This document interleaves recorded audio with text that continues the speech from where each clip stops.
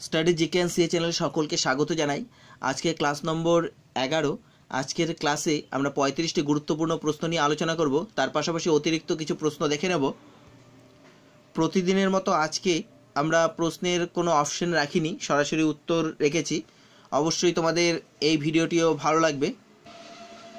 আজকের ক্লাসের প্রথম প্রশ্ন, নৌকার দাঁড় টানা কোন নীতির উপর নির্ভরশীল? সঠিক উত্তর নিউটনের তৃতীয় সূত্রের উপর নির্ভরশীল। নিউটনের তৃতীয় সূত্র রয়েছে, সূত্রে বলা হয়েছে প্রত্যেকটি ক্রিয়ার একটি বিপরীত প্রতিক্রিয়া রয়েছে। 2 নম্বর প্রশ্ন, কার আমলে ছোট সোনা মসজিদ তৈরি হয়? সঠিক উত্তর হুসেন শাহের আমলে ছোট সোনা মসজিদ তৈরি হয়। হুসেন শাহের আমলে বাংলাদেশের নবাবগঞ্জে এই ছোট সোনা মসজিদ তৈরি হয়েছিল। এর সময়কাল হচ্ছে 1493 থেকে 1519 খ্রিস্টাব্দের মধ্যে। এছাড়াও আমরা অতিরিক্ত প্রশ্ন হিসেবে দেখে নেব, ছোট সোনার পাশাপাশি বড় সোনা মসজিদ ভীষণ গুরুত্বপূর্ণ। বড় সোনা মসজিদ তৈরি করেছিলেন নসরত শাহ। এটি তৈরি হয়েছিল পশ্চিমবঙ্গের মালদহ জেলা থেকে কিছু দূরে রামকেলিতে, এবং এই বড় সোনা মসজিদ কমপ্লিট হয়েছিল 1526 খ্রিস্টাব্দে। আরেকটি গুরুত্বপূর্ণ প্রশ্ন বিভিন্ন পরীক্ষায় এসে থাকে, চৈতন্যদেব কার সমসাময়িক? সেক্ষেত্রে উত্তর হবে হুসেন শাহ। 3 নম্বর প্রশ্ন, অদ্বৈতবাদের প্রবক্তাকে? অদ্বৈতবাদের প্রবক্তা হলেন শঙ্করাচার্য। 4 নম্বর প্রশ্ন, রামচরিত মানস কে রচনা করেন? রামচরিত মানস রচনা করেন তুলসীদাস। এক্ষেত্রে আরও একটি প্রশ্ন রয়েছে, শুধু রামচরিত কে রচনা করেন? এবং রামচরিত মানস এবং রামচরিতের মধ্যে অনেকেই কনফিউশন হয়ে যায়। সেক্ষেত্রে রামচরিত মানস রচনা করেন তুলসীদাস এবং রামচরিত রচনা করেন সন্ধ্যাকর নন্দী। অবশ্যই তোমরা মনে রাখবে। এরপর 5 নম্বর প্রশ্ন, কৌলিন্য প্রথা কে প্রবর্তন করেন? কৌলিন্য প্রথা প্রবর্তন করেন বল্লাল সেন। 6 নম্বর প্রশ্ন, শিলভদ্র কোন বিশ্ববিদ্যালয়ের অধ্যক্ষ ছিলেন? সঠিক উত্তর শিলভদ্র নালন্দা বিশ্ববিদ্যালয়ের অধ্যক্ষ ছিলেন। এবারে নালন্দা বিশ্ববিদ্যালয় সম্পর্কে জেনে নেব। নালন্দা বিশ্ববিদ্যালয় বিহারে কুমারগুপ্ত, বর্তমান বিহারে অবস্থিত, এবং এই বিশ্ববিদ্যালয় তৈরি করেছিলেন কুমারগুপ্ত। আর পরবর্তীতে 1193 খ্রিস্টাব্দে বখতিয়ার খিলজি একে প্রথম ধ্বংস করেন। এরপর 7 নম্বর প্রশ্ন, ভীষণ গুরুত্বপূর্ণ প্রশ্ন, ভারতে কে পুলিশ পদের সৃষ্টি করেন? সঠিক উত্তর লর্ড কর্নওয়ালিস। তিনি ভারতে পুলিশ পদের সৃষ্টি করেন। তার সময়কাল 1786 থেকে 1793 খ্রিস্টাব্দ পর্যন্ত। এছাড়াও তিনি চিরস্থায়ী বন্দোবস্ত প্রবর্তন করেছেন, এবং আরও একটি তার গুরুত্বপূর্ণ কাজ যেটি ভীষণ গুরুত্বপূর্ণ, সেটি হচ্ছে ভারতে সিভিল সার্ভিসের সূচনা করেন তিনি। এরপর 8 নম্বর প্রশ্ন, কোন মুঘল সম্রাট সর্বপ্রথম তামাকের ব্যবহার বন্ধ করেন? সঠিক উত্তর জাহাঙ্গীর সর্বপ্রথম তামাকের ব্যবহার বন্ধ করেন। ভারতবর্ষে তামাক এবং আলু সর্বপ্রথম নিয়ে এসেছিল পর্তুগিজরা। 9 নম্বর প্রশ্ন, ভিতরকণিকা জাতীয় উদ্যান কোন রাজ্যে অবস্থিত? ভিতরকণিকা জাতীয় উদ্যান রয়েছে উড়িষ্যাতে। এছাড়াও আরও একটি ভীষণ গুরুত্বপূর্ণ, সেটি হচ্ছে সিমলিপাল। সিমলিপাল জাতীয় উদ্যান, সেটিও উড়িষ্যাতেই অবস্থিত। ওড়িশার বর্তমান মুখ্যমন্ত্রী হলেন নবীন পটনায়ক এবং গভর্নর হলেন গণেশী লাল। বিভিন্ন পরীক্ষায় গভর্নর ভীষণ গুরুত্বপূর্ণ, অবশ্যই তোমরা সেটা মনে রাখবে। এরপর 10 নম্বর প্রশ্ন, ন্যাশনাল সায়েন্স ডে কবে পালিত হয়? প্রতি বছর 28শে ফেব্রুয়ারি ন্যাশনাল সায়েন্স ডে পালিত হয়। এটি পালিত হওয়ার কারণ হচ্ছে সিভি রমন, তিনি রমন এফেক্ট আবিষ্কার করেন, এবং সেই দিনটি স্মরণীয় করে রাখার জন্য ন্যাশনাল সায়েন্স ডে পালিত হয়। এবছর ন্যাশনাল সায়েন্স ডের থিম ভীষণ গুরুত্বপূর্ণ। ন্যাশনাল সায়েন্স ডের থিম ছিল science for the people and the people for science. 11 নম্বর প্রশ্ন, আন্দামান দ্বীপপুঞ্জে কতগুলি দ্বীপ রয়েছে? প্রায় 200টি দ্বীপ রয়েছে আন্দামান দ্বীপপুঞ্জে। এরপর 12 নম্বর প্রশ্ন, নর্মদা নদীর উৎসস্থল কোনটি? সঠিক উত্তর নর্মদা নদীর উৎসস্থল হলো অমরকণ্টক। 13 নম্বর প্রশ্ন, রবি শস্য কোন সময় বোনা হয় ও কোন সময় কাটা হয়? সঠিক উত্তর অক্টোবর নভেম্বর মাসে বোনা হয় এবং এপ্রিল মে মাসে কাটা হয়। এবারে আমরা রবি শস্য এবং খারিফ শস্য সম্পর্কে জেনে নেব। এবারে রবি শস্য সম্পর্কে রবি শস্যের মধ্যে রয়েছে গম, বার্লি এবং বিভিন্ন তৈলবীজ। অর্থাৎ রবি শস্য শীতকালে বোনা হয় আর খারিফ শস্যের সময় হচ্ছে এপ্রিল মেতে বোনা হয় এপ্রিল মেতে এবং খারিফ শস্য কাটা হয় সেপ্টেম্বর থেকে অক্টোবর মাসের মধ্যে। গুরুত্বপূর্ণ খারিফ শস্যগুলি হলো জোয়ার, বাজরা, মেইজ, মিলেট, সয়াবিন এবং রাইস। এগুলি হচ্ছে গুরুত্বপূর্ণ খারিফ শস্য।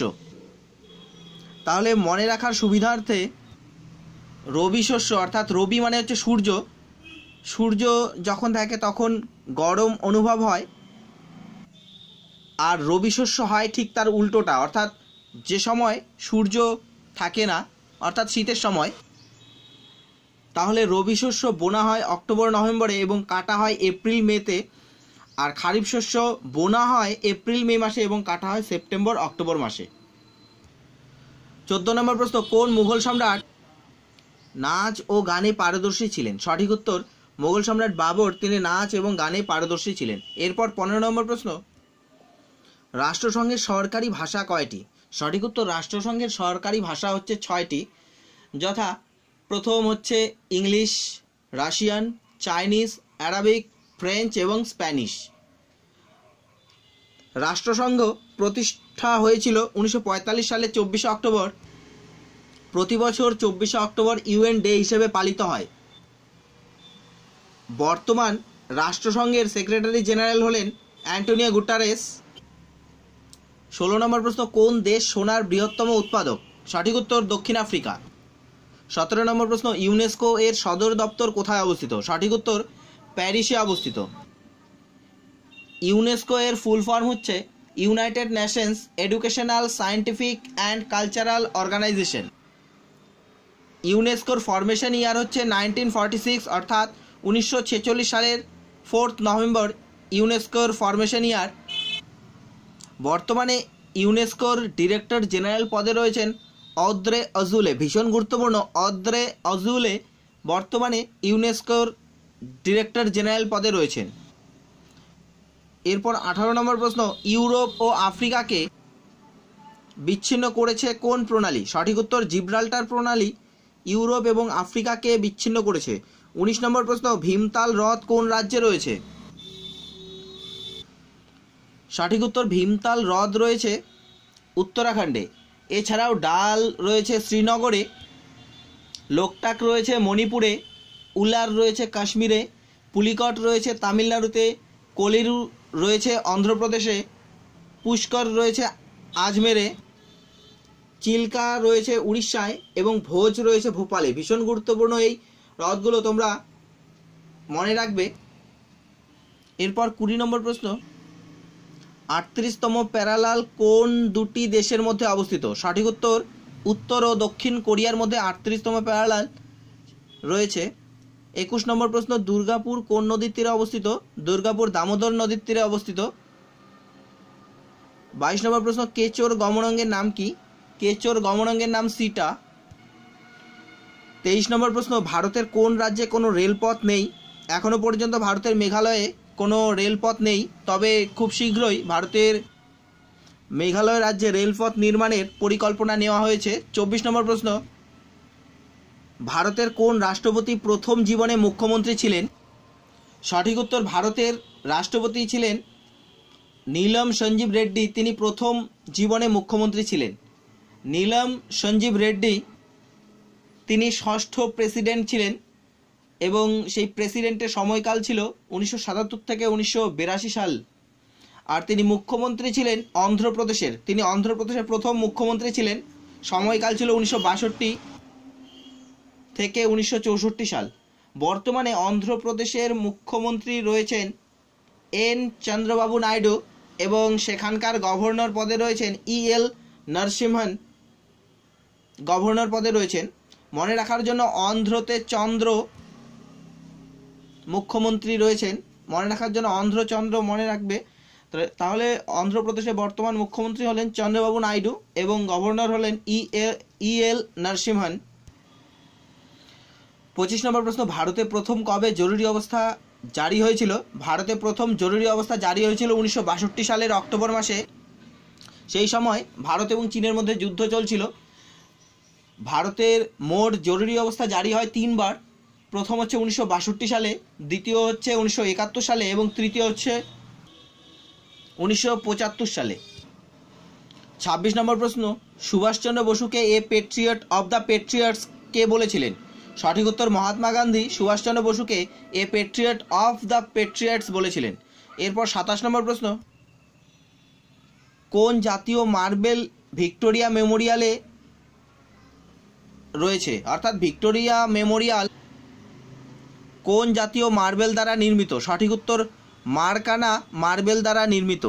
28 নম্বর প্রশ্ন, ডুবুরির অক্সিজেন সিলিন্ডারে আর কোন গ্যাস থাকে? সঠিক উত্তর নিয়ন গ্যাস থাকে। এরপর 29 নম্বর প্রশ্ন, 2019 সালে সুলতান আজলান শাহ হকি টুর্নামেন্টে কোন দল চ্যাম্পিয়ন হলো? সঠিক উত্তর দক্ষিণ কোরিয়া চ্যাম্পিয়ন হলো। ভারতকে হারিয়ে দক্ষিণ কোরিয়া এই চ্যাম্পিয়নশিপ জিতে নিয়েছে এবং এই টুর্নামেন্টে হয়েছিল মালয়েশিয়াতে। মালয়েশিয়া তৃতীয় পজিশনে শেষ করেছে। তাহলে 2019 সালে সুলতান আজলান শাহ হকি টুর্নামেন্ট হয়েছিল হোস্ট কান্ট্রি হচ্ছে মালয়েশিয়া। এই টুর্নামেন্টে জয়ী দল হচ্ছে দক্ষিণ কোরিয়া, রানার্স আপ হচ্ছে ভারত এবং তৃতীয় পজিশন পেয়েছে মালয়েশিয়া। 30 নম্বর প্রশ্ন, 2018 সালে কত তারিখে আর্থ আওয়ার পালিত হয়েছিল? সঠিক উত্তর 24শে মার্চ। 2018 সালে 24শে মার্চ আর্থ আওয়ার পালিত হয়েছিল। আর্থ আওয়ার পালিত হয় আবহাওয়া পরিবর্তনের প্রতি দৃষ্টি আকর্ষণের জন্য। আর্থ আওয়ার পালিত হয় অর্থাৎ একটি নির্দিষ্ট দিনে 1 ঘন্টা সময় রাত 8:30 থেকে 9:30 পর্যন্ত সমস্ত বিজনেস এবং সমস্ত ঘরে লাইট বন্ধ করে রাখা হয় 1 ঘন্টার জন্য। এই আর্থ আওয়ার পালন শুরু করে World Wide Fund for Nature Organisation অর্থাৎ WWF প্রথম শুরু করে। আর্থ আওয়ারের পাশাপাশি আরেকটি রয়েছে আর্থ ডে, এটিও ভীষণ গুরুত্বপূর্ণ। আর্থ ডে পালিত হয় 22শে এপ্রিল, অর্থাৎ আজকে 22শে এপ্রিল, আজকে আর্থ ডে, ভীষণ গুরুত্বপূর্ণ। এরপর 31 নম্বর প্রশ্ন, 2018 সালে আন্তর্জাতিক ক্রিকেটে সর্বাধিক উইকেট প্রাপক কে? সঠিক উত্তর জসপ্রীত বুমরা 2018 সালে আন্তর্জাতিক ক্রিকেটে সমস্ত ফরম্যাটে সর্বোচ্চ উইকেট সংগ্রাহক। তিনি 2018 সালে সমস্ত ফরম্যাটে মোট 78 উইকেট সংগ্রহ করেছিলেন। 32 নম্বর প্রশ্ন, 43তম কলকাতা বইমেলার থিম কান্ট্রি কোনটি ছিল? সঠিক উত্তর অপশন সি গুয়েতমালা। 33 নম্বর প্রশ্ন, কে সম্প্রতি 15ই জানুয়ারি ভারতীয় সেনা দিবসের প্যারেডে প্রথম মহিলা হিসেবে নেতৃত্ব দিয়ে নজির গড়লেন? সঠিক উত্তর লেফটেন্যান্ট ভাবনা কস্তুরী। তিনি ভারতীয় সেনা দিবসের প্যারেডে প্রথম মহিলা হিসেবে নেতৃত্ব দিয়েছিলেন। এরপর 34 নম্বর প্রশ্ন, বাংলার প্রথম লোকায়ুক্ত হিসেবে সম্প্রতি কে শপথ নেন? সঠিক উত্তর অসীম কুমার রায়। ভীষণ গুরুত্বপূর্ণ প্রশ্ন, বাংলার প্রথম লোকায়ুক্ত অসীম কুমার রায়। এরপর 35 নম্বর প্রশ্ন এবং আজকের ক্লাসের শেষ প্রশ্ন, মেয়াদ শেষ হওয়ার আগেই পদত্যাগ করেন বিশ্বব্যাংকের কোন প্রেসিডেন্ট? সঠিক উত্তর জিম ইয়ং কিম। তিনি ওয়ার্ল্ড ব্যাংকের প্রেসিডেন্ট যিনি মেয়াদ শেষ হওয়ার আগেই পদত্যাগ করেন। বর্তমানে ওয়ার্ল্ড ব্যাংকের প্রেসিডেন্ট হিসেবে রয়েছেন ডেভিড মালপাস বর্তমান ওয়ার্ল্ড ব্যাংকের 13তম প্রেসিডেন্ট। তার কান্ট্রি হচ্ছে মিচিগান। আজকের ক্লাসটি ভালো লাগলে অবশ্যই বন্ধুরা তোমরা লাইক করবে এবং শেয়ার করবে এবং তোমাদের নিজস্ব মতামত থাকলে অবশ্যই সেটি কমেন্ট করবে। যারা এখনও পর্যন্ত আমার চ্যানেলটিকে সাবস্ক্রাইব করনি তাদেরকে বলবো তোমরা অবশ্যই আমার চ্যানেলটিকে সাবস্ক্রাইব করবে এবং বেল আইকনটি প্রেস করবে বিভিন্ন ক্লাসের নোটিফিকেশন পাওয়ার জন্য। এছাড়াও যারা আগের ক্লাসগুলি মিস করেছো তোমরা অবশ্যই আমার চ্যানেলে গিয়ে প্লেলিস্ট থেকে ক্লাসগুলি দেখে নেবে। ধন্যবাদ।